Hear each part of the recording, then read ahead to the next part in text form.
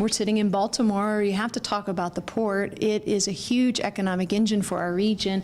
$1.7 billion of economic activity comes from the port every year, and that's 5 times the amount of revenue that a Super Bowl hosting city generates. We have to keep focused on this being the economic engine that it is.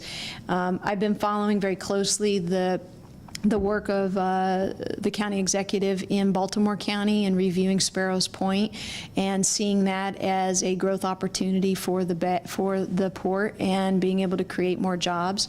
We've done a good job of being one of the few ports in our region that made sure that we're ready to accept the larger ships coming through the Panama Canal, but we're getting really tight on space, and we could really use the additional space in cleaning up Sparrows Point. It'd be good for the environment, and it would also be an opportunity for growth at the port.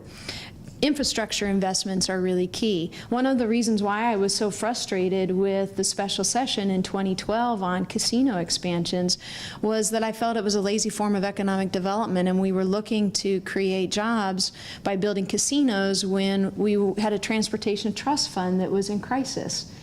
I wanted us to focus on fixing the Transportation Trust Fund and having the revenue necessary to build the Red Line in Baltimore and the Purple Line in Montgomery and Prince George's counties. We're talking 15,000 and 27,000 jobs respectively from those projects.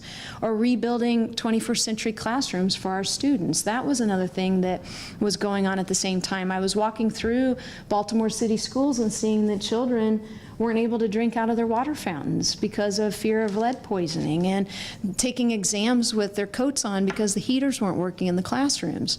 And I immediately got to work with a number of city advocates at the Baltimore Education Coalition, the ACLU Reform Project, BUILD, and others to come up with ways to leverage significant amounts of new funding for school construction. Putting people to work, rebuilding our schools, building our transportation, investing in our infrastructure are key, on top of the job creation that would come from the tax policy we've discussed.